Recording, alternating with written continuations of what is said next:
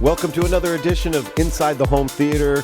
I'm Bill Murphy from Murphonics Home Theater with a long-awaited, much-anticipated interview that I've been wanting to do for a long time.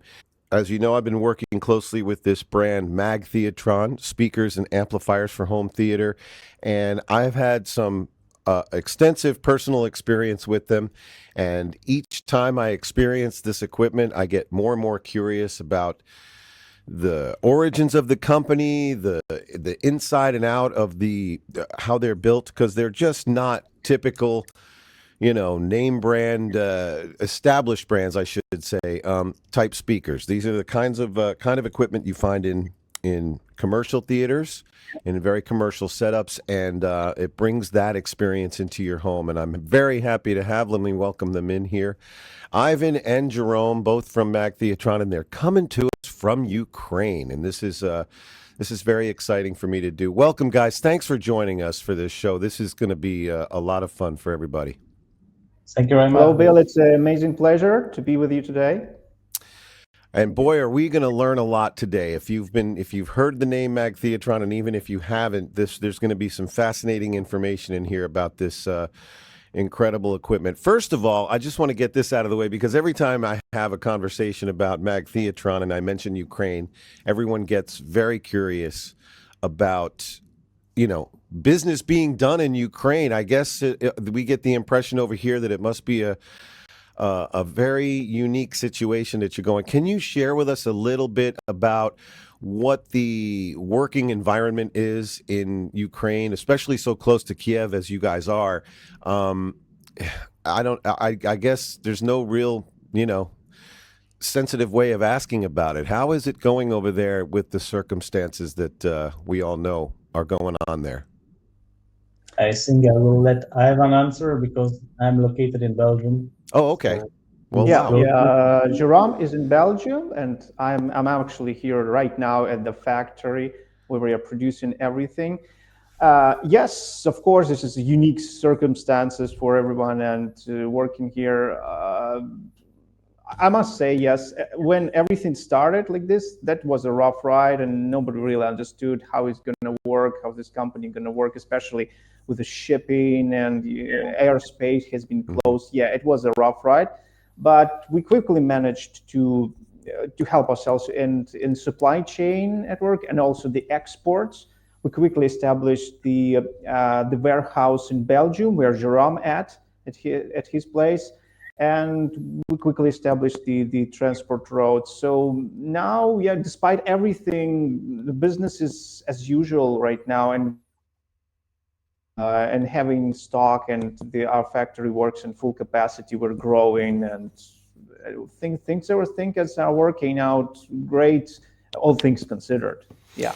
And I don't want to sound like I'm joking when I say this, but do you feel safe there? You're finding yourself under warnings or scary situations once in a while there? Well, we have some missiles once in a while here exactly at our place, and we have some UAVs flying about maybe every other night out there. But it's much safer than in Kiev. It's much safer than in Eastern Europe, in Eastern Ukraine. So yeah, we are in relatively good situation here where we are now. Well, I can't imagine that being like a part of everyday life. So, we wish you the best over there, and we want you guys to stay safe. On that note, I can add a little bit on this topic is that since the war started, this was the most terrible time. But after, I think, 1 month, everyone get back to work. And since now almost 4 years, I think, the business is stable, and we have this is the most important. So we could we even had not to cancel one single contract. We could supply everything. And thanks to the warehouse and the logistics hubs in Belgium, we are like every other manufacturer on time with the production and can supply everyone. It's incredible what they are doing there. Amazing. I hope this situation gets better. But again, we wish you all the best there, and Hope that you guys stay safe. So sort of on that note, and either one of you guys could take this question to give us a brief summary of the history of MAG Theatron. I know the basics are that the company originated as MAG Audio, the parent company, then MAG Cinema came along at some point. How did the company get its start in pro audio, and how did its evolution result in the creation of MAG Theatron? I guess that there's probably going on, 5 or 6 years now that MAG Theatron has been in business following the other two companies? Theatron was founded in the middle of COVID, I would say. Oh, wow. It was Another a time challenge. where all the commercial cinemas and all the pro audio clubs and bars were closed. So we came to the idea to create also something for the home division. So this was the time. But coming back to the origins of our company, the company was created in 1991 in the same location like today in Villa Cerca. And it started with production for magnets. Magnets. That's where the name comes from. There you go. Magnets. And at the beginning, we started with magnets. And from there, we created drivers, complete sound drivers for speakers from other brands, so not our own. And only, I think, in the mid of 2000, we decided to create our own complete speaker solution. So we don't produce OEM transducers, but we create our own. And there we started, and it was the creation of MAG Audio, so the pro audio segment. Mm-hmm. For club and bar. I think people forget that a magnet is, would you say, the most important part of a speaker design? Yeah. Every speaker includes magnets. So without magnets, no classical speaker. Oh boy, I could go down a wormhole there about details about magnets and just learn more about that. So we started Pro Audio, and it followed by MAG Cinema for commercial cinemas. I think it was in year 2009, 2008, or 2010. And from there, we had a big increase in, let's say, notoriety, because we managed to get nice contracts for commercial cinemas, where we are even more known, I would say, today than in the home cinema segment. We have, for example, in the US, big clients like Regal or B&B theaters. They are supplying and refurbishing their cinemas with our sound systems. So they use our speakers, our subwoofers, our surrounds, and all around the world we have. Our biggest part of clients is commercial cinemas. Yeah. So we're speaking with Ivan and Jerome from MAG Theatron from Ukraine and Belgium at the same time, so we can get a couple of different angles on the makings of these amazing speakers. What prompted this for me is that I've been experiencing a full system of MAG Theatron for over a year now in my room in Fort Lauderdale, Florida, and anyone watching that can get here, I urge you to come by and listen, because you can only talk about a speaker or put it in literature and get the point across so much. The real experience is sitting in front of them and hearing them and what is going on. So, of course, we welcome you to come by for a demo on these, because it is a game changer as far as I'm concerned. And it brings me to my next question. What kinds of technology and design that made MAG Audio so successful? I guess MAG Audio you would see if you went to a giant concert or festival in many places in Europe, and in some of the most prestigious historic cinemas across Europe as well. Is MAG Theatron simply a smaller version of MAG Cinema? How do you get that real physical, impactful sound of MAG Cinema in the smaller boxes found in MAG Theatron? How much of a challenge is that?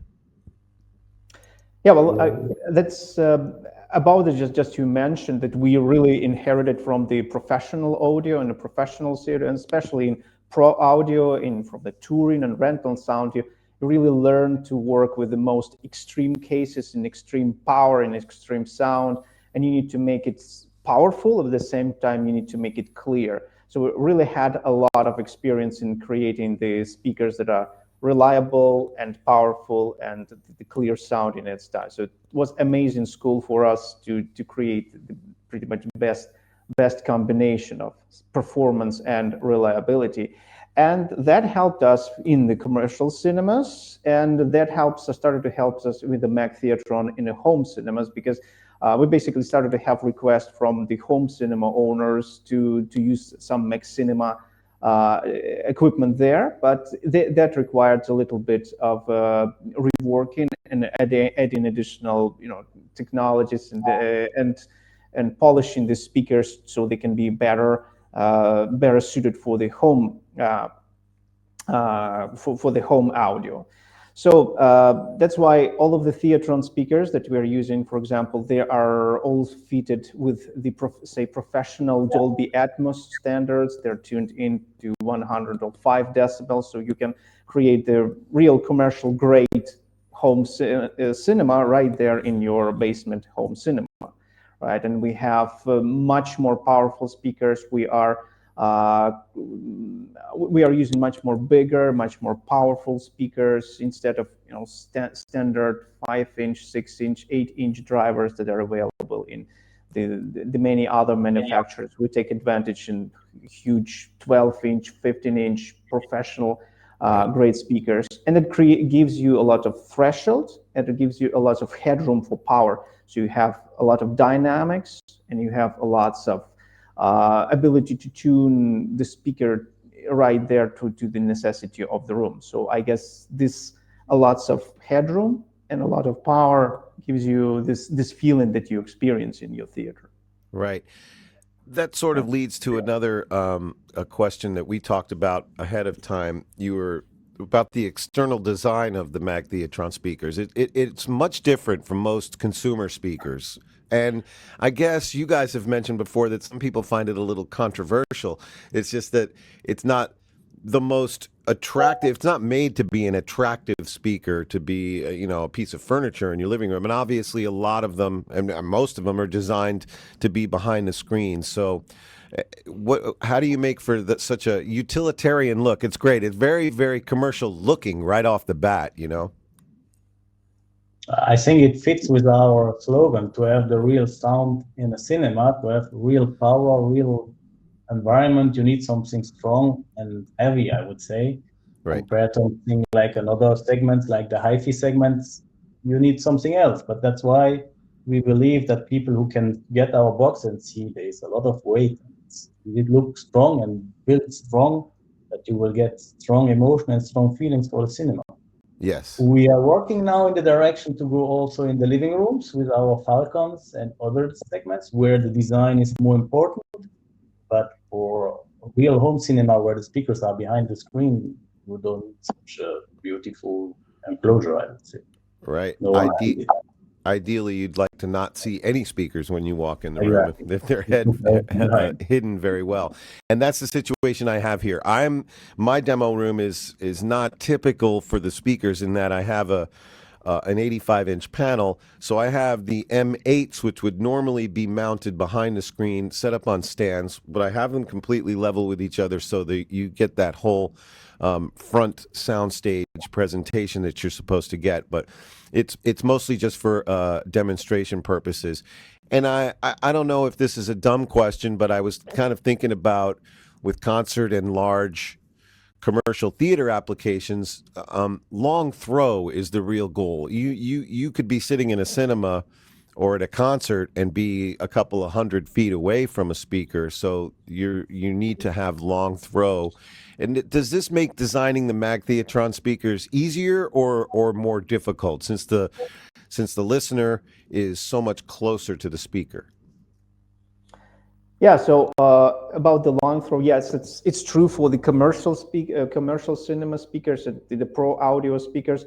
Normally we have much more narrow coverage because we are firing for much bigger distances.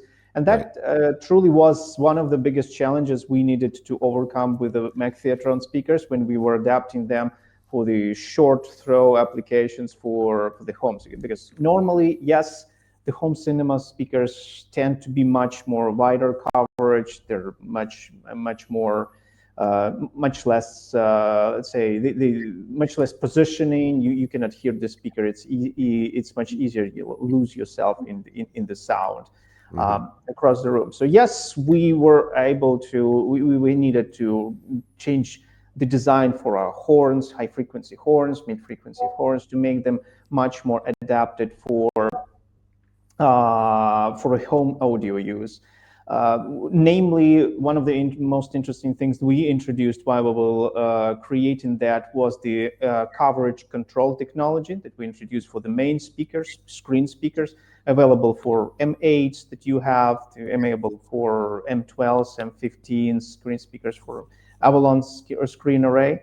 This is a technology that has the left and right main screen speakers that has the coverage skewed to the side, to the left or to the right. So when you install them flush on the wall without any rotation, they still fire exactly into your reference listening position. The sound goes where it needs to be. Well, at the same time, the speaker doesn't need to be turned, and it saves this space behind the screen, which is very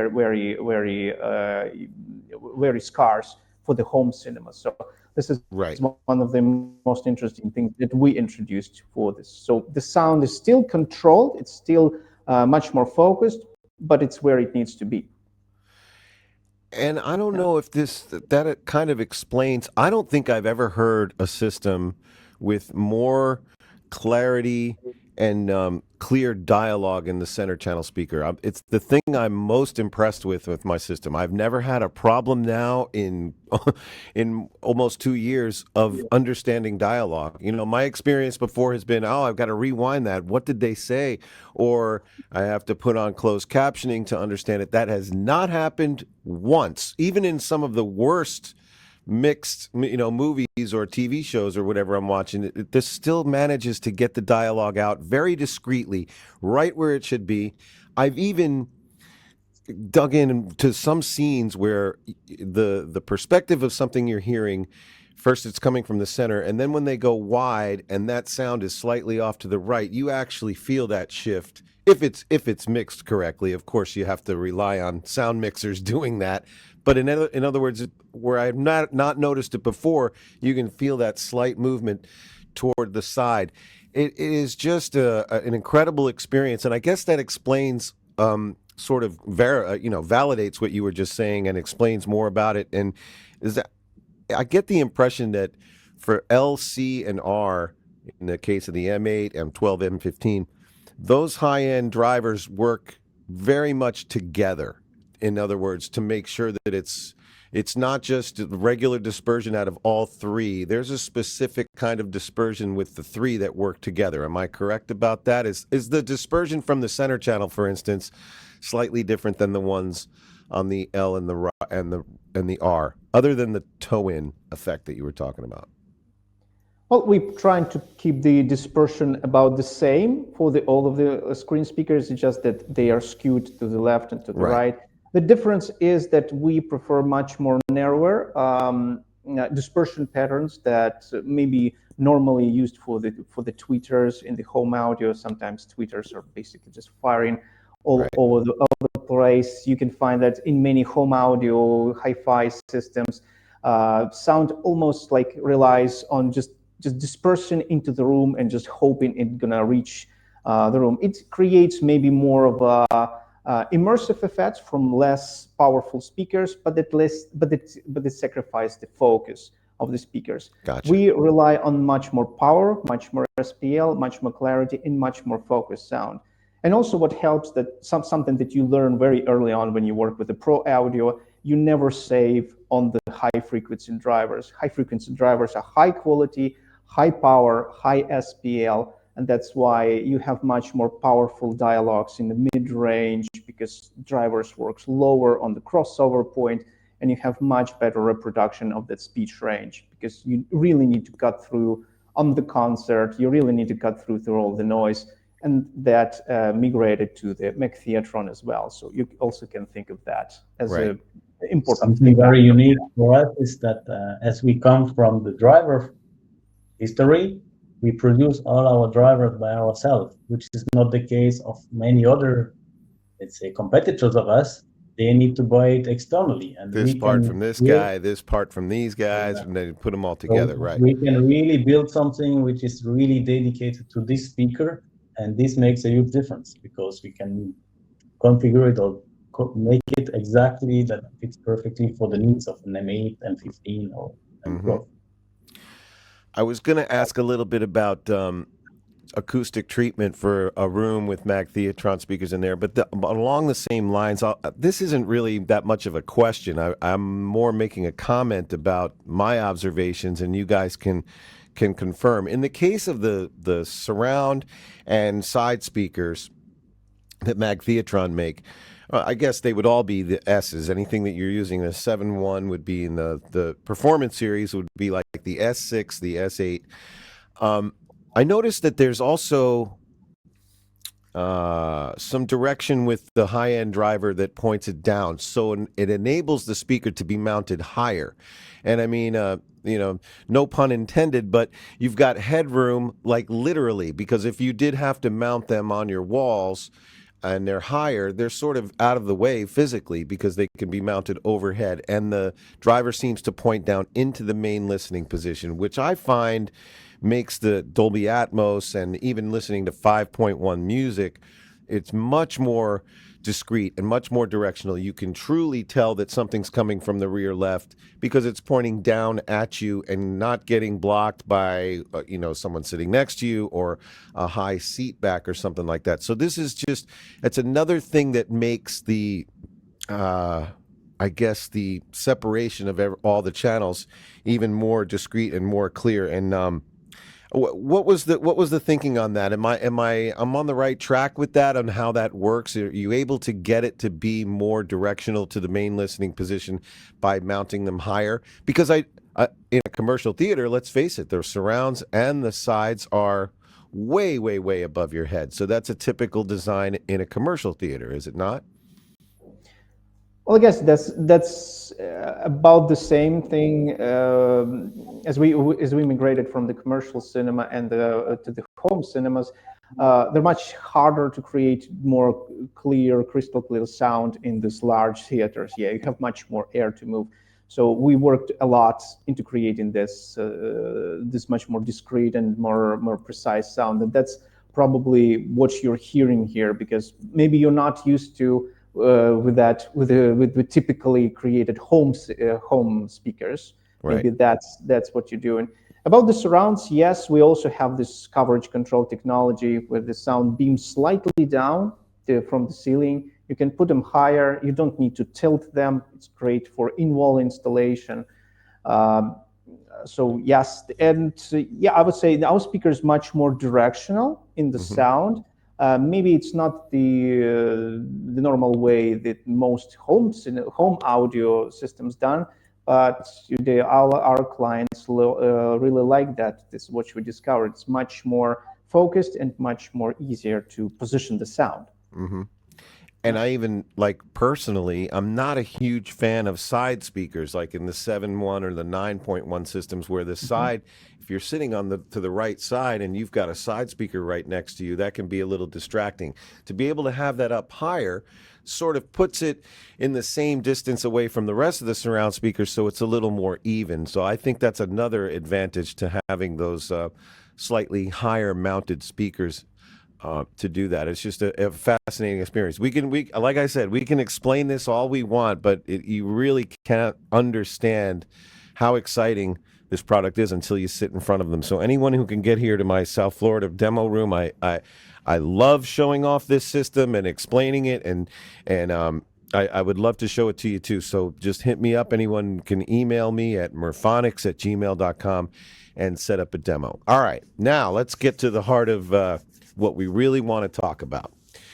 Recently, there were some independent measurements and tests done on individual MAG Theatron speakers and amplifiers that, in the case of the amplifiers, let's start with that. They showed that there was a true watt output that was significantly lower than what's listed in the company specs. I'm not going to mention who this testing and measuring was done by, but I think a lot of people could guess. And So can you explain the discrepancy of what's going on with the amplifiers as far as what was read and what is published?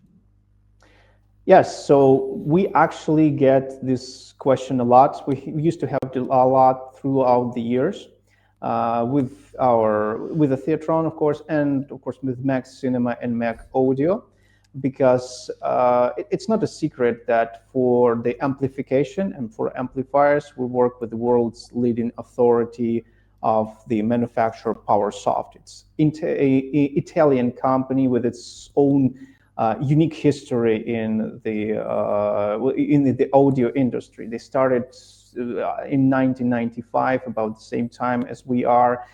The amazing thing about the PowerSoft is these guys were the first company that were created the commercially plausible and usable Class D amplifiers, the class that you can use for professional audio, for touring, for rental. The idea was there for many years, but nobody could have created high power, high reliable solution. So they are the first that they are pioneered this technology and really rolled it into the market. And one of the most important things about those amplifiers is that they are extremely smart, extremely intelligent. There's a lot of controls and a lot of voltage, like smart rail, the control technologies that allows to dynamically control how the amplifier works. And that brings us to the measurements. These amplifiers are, when you try to measure them, and the standard amplification test there can give you some strange and weird results. Let me just show you one small picture to show you what I mean. Okay, so what this picture shows is we have different types of signals from the different types of sources. First row is your typical cinema track. Second row is your typical musical composition. And the two bottom are the test signals, the pink noise and the sine noise that is used for the standard power testing for both speakers and for amplifiers. Right off the bat, you can see that those signals look very, very different. And right. They're in fact very different. One of the main differences you can notice is that musical signal, cinema track signal, is very uneven. It's very, as we say, dynamic. For example, dynamic would be what that is, right?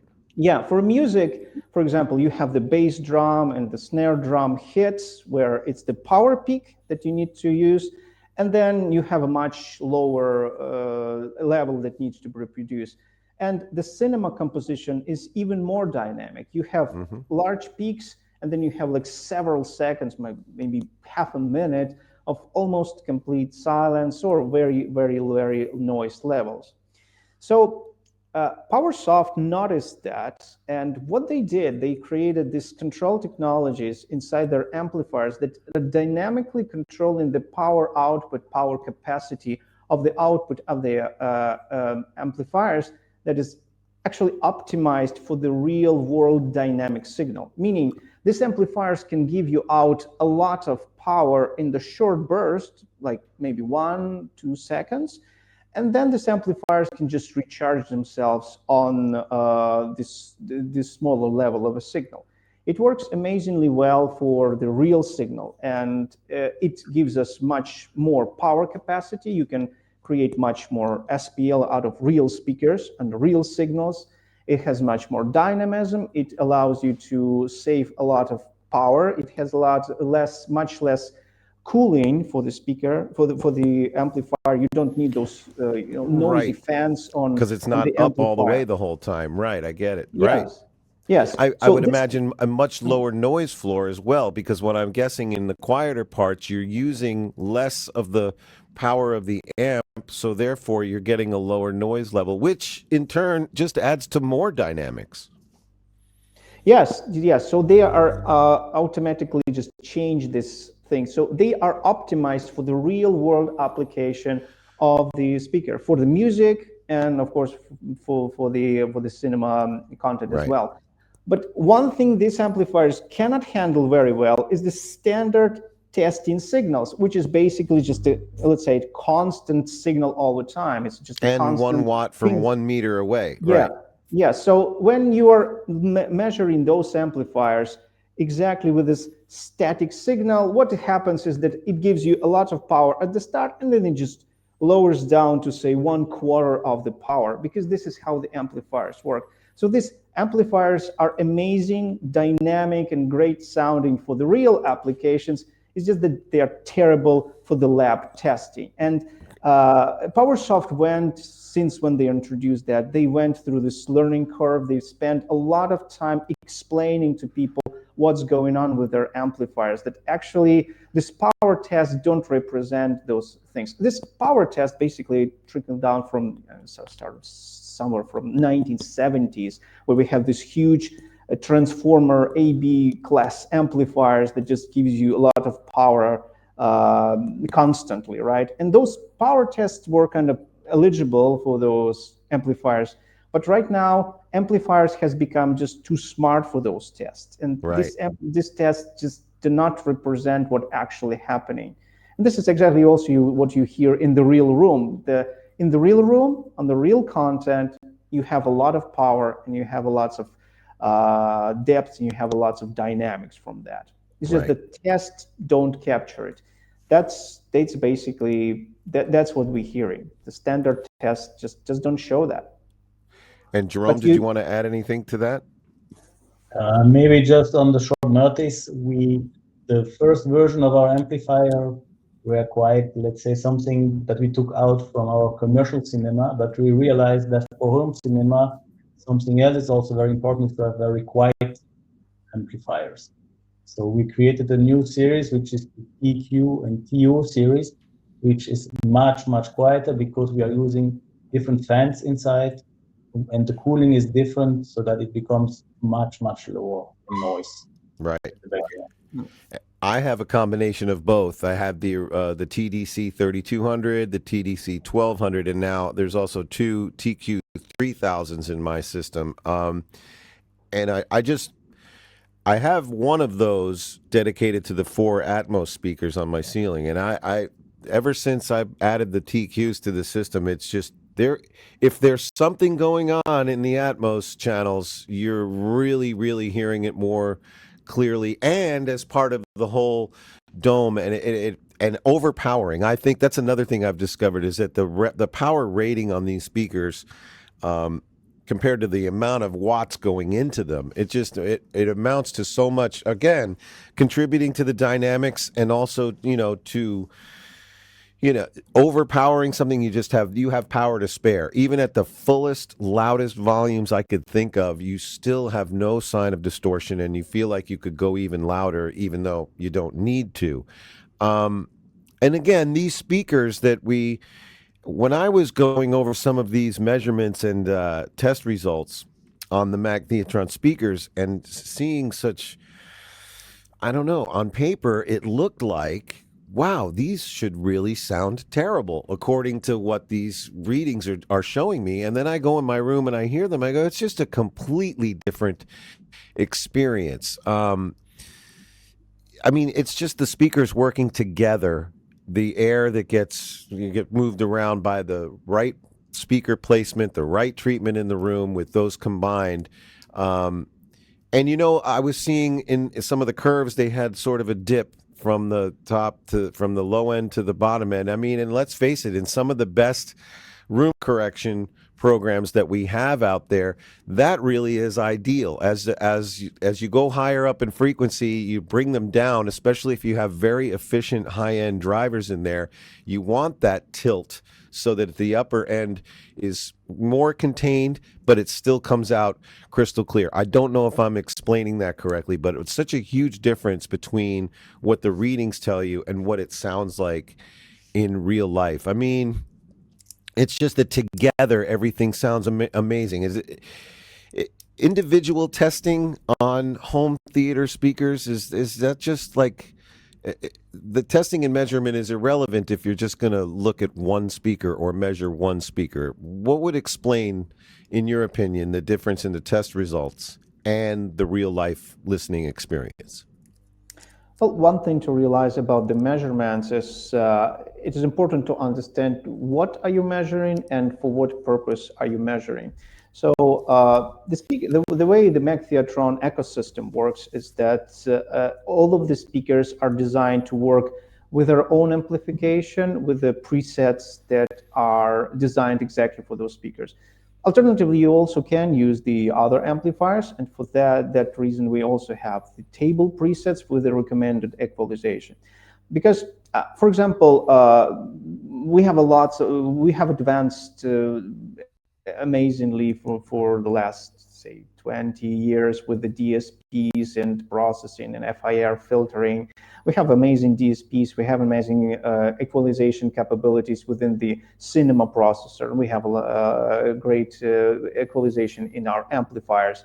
So for example, it doesn't make much sense to use, say, complicated analog crossover networks within the speakers to make them sound, to just flatten out the response curve, while you can do the same things much easier within the DSP. DSPs are amazing these days. So there is no point of creating the ideal curve on the ideal flat curve on the speaker. Right. You can just tune it out. It's not a big problem.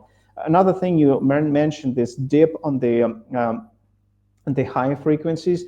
Yes, that's actually intentional. That's a so-called X curve. That is the standard for the commercial cinemas, and actually it's also being used in home cinemas because the cinema content is the same for all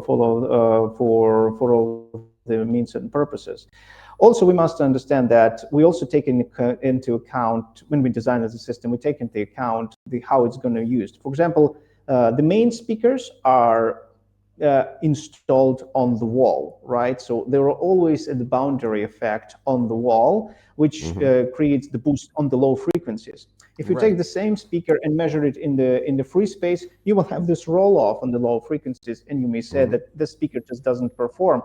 But it's not meant to be. It's meant to be used on the wall. So we are optimized for that. Another thing that we always do when we tune in our presets, and we always measuring the speakers behind the actual perforated cinema screen. So we always compensating that within our presets and within our equalization. If you measure it without this screen, which is definitely something that you can measure in a lab, you will also have some strange results, you would say. Sure. But you need to consider the entire ecosystem. So you can measure things separately, but you need to know for what purpose and what you're trying to achieve with this measurement. Yeah. Ivan said the most important is to listen to the full system. So that's why it's really important. If you are interested to listen or to buy our products, go and listen to some listening locations, to some demo rooms. Yeah, you will really feel a big difference there. If you're a dealer watching this and you have a showroom that is either adaptable to have several brands in there at once, or if you've got a room that's got space to have MAG Theatron in there, I urge you to do so. We'd be happy to set up a system for you so that people can hear this in person. Not to circle back too much on the detail on the amplifiers, but I want to talk a little bit about Class D. Just the advances in technology for Class D have just increased amazingly. I mean, I think that's evident from your evolution from the TDC amplifiers into the TQ.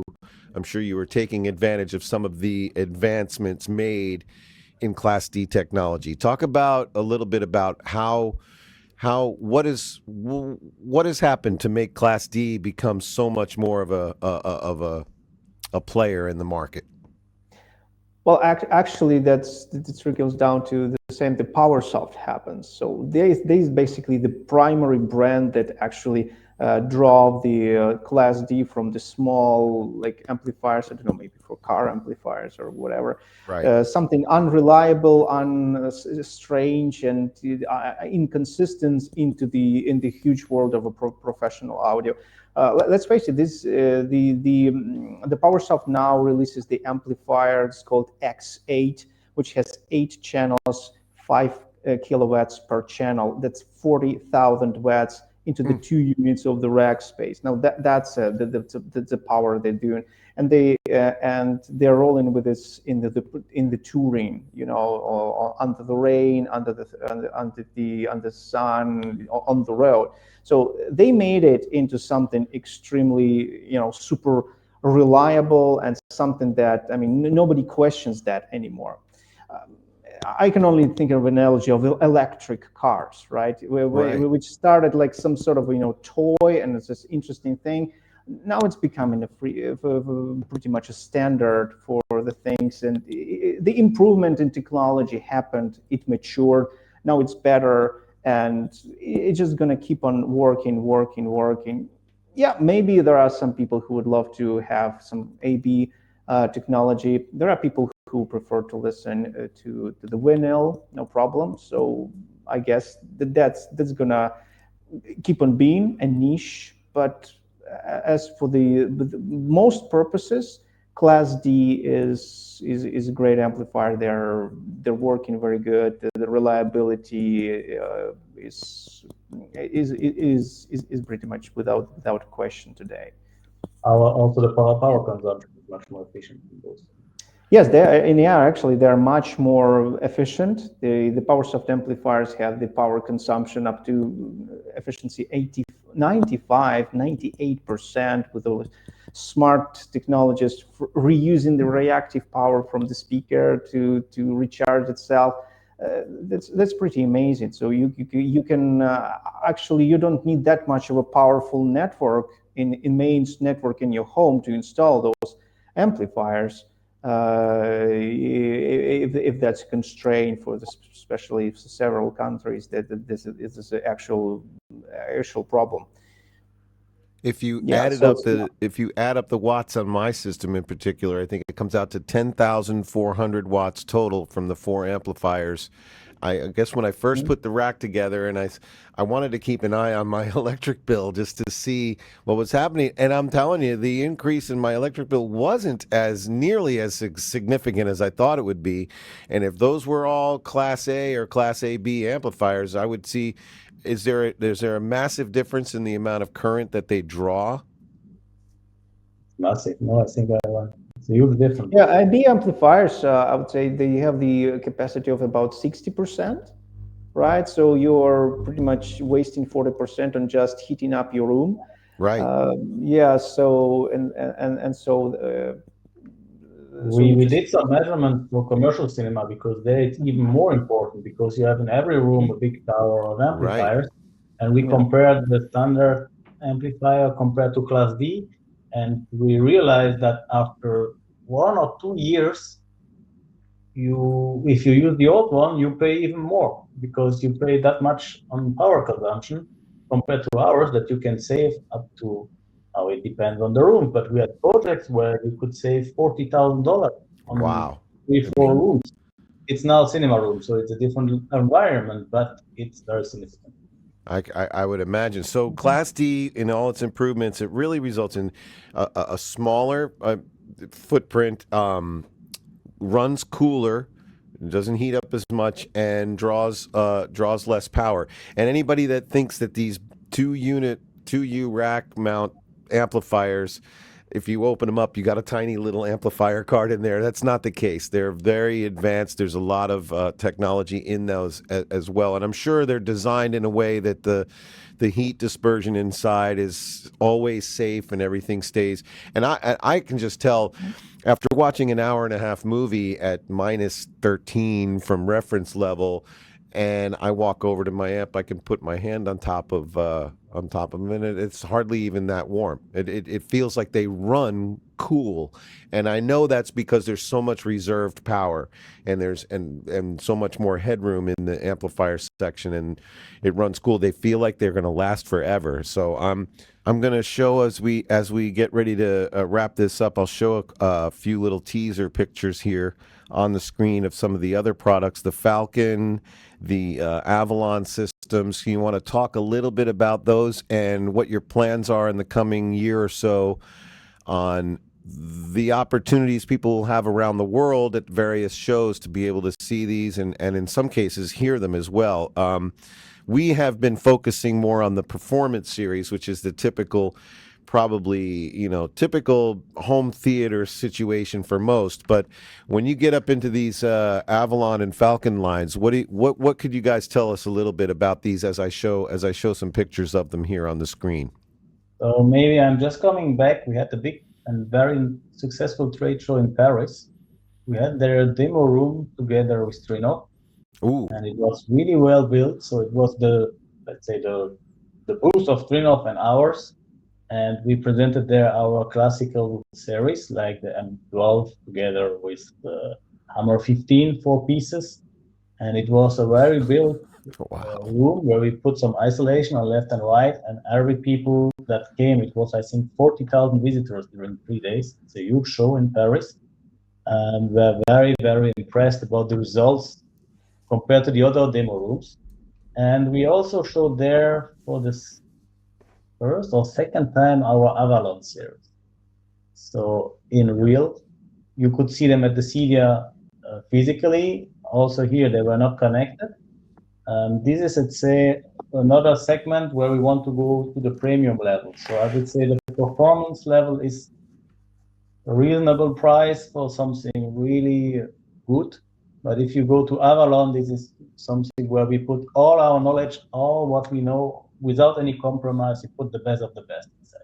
And there's a lot of differences in the technology between those. Yeah.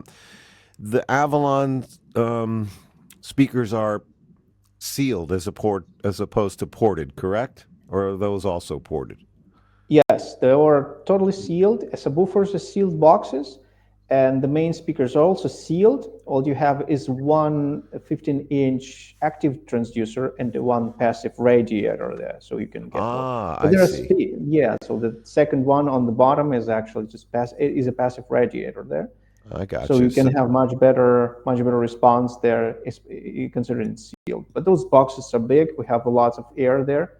It helps us with much better, smoother phase response. It's much better for transients, but at the same time, it's have great response.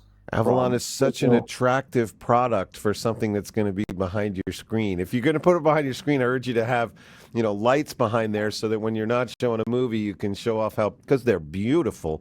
And those wavy design on the front, that's not just for aesthetics. That serves a sonic purpose, correct? Because it's the reflection of the sound from the screen. When, let's say, the sound comes out of the speaker, goes in front of the screen, something goes through, but some reflects back. Mm-hmm. And what comes back needs to be dispersed, that it doesn't interfere the sound that comes out of the speaker. That's why we have these waves which can disperse the sound. It's brilliant. Just some nice preview. We will, at the CEDIA next year, have a listening demo of. Oh, fantastic! News. If you guys are in a trade show room in Paris involved with Trinov, Trinov having MAG Theatron involved in one of their demo rooms, that kind of says all you need to know about MAG Theatron. Because if the Trinov guys are big fans of MAG Theatron, and I know they are because I've heard from them personally, when I first got involved, they were saying congratulations to me for being involved with MAG Theatron. That's how excited they were. So, I mean, that really tells you all you need to know. You can only say so much, and I say it all the time. We can only describe them so much. I urge you to come and listen to them in person. You guys, I really appreciate you taking the time to straighten out all this stuff, give us a detailed explanation about the product, some future happenings with them. I look forward to seeing you guys at some future trade shows as well. Is there anything else you would like to add that we didn't cover about MAG Theatron in general before we wrap up? Just some other information. So we will go probably more also in the living room direction, like I said before. Mm-hmm. Speakers that people can see, speakers that are smaller for installations in the living room. So we are expanding our range because we see the success and we see that many people are very satisfied to have it, like I would say, everywhere in the house, the same sound. There will be also some new, smaller subwoofers, active subwoofers that you can place in the living room, mm-hmm. connected, active. So there is a lot to come. It will not be boring. And the next big show, I think, for Theatron is the ISE in Spain, which is the very big great show for Europe. I really wish I could join you guys out there. That sounds exciting. Yeah, so that would be in, I'm sorry, February. Right. Absolutely. Well, good luck with that. Again, Jerome and Ivan, thanks so much for taking the time out of your busy day. It's early in the morning here in Fort Lauderdale, Florida, and I know it's the middle of your working day out there in Belgium and in Ukraine. Again, I wish you all the best. I hope you guys stay safe over there in Ukraine and keep up the great work. We will update and we'll do another one of these down the road and follow up and see where things have evolved, maybe in a few months or so, and we'll do another episode. Thank you so much, you guys. Thank you, Bill. Thank you for having us, Bill.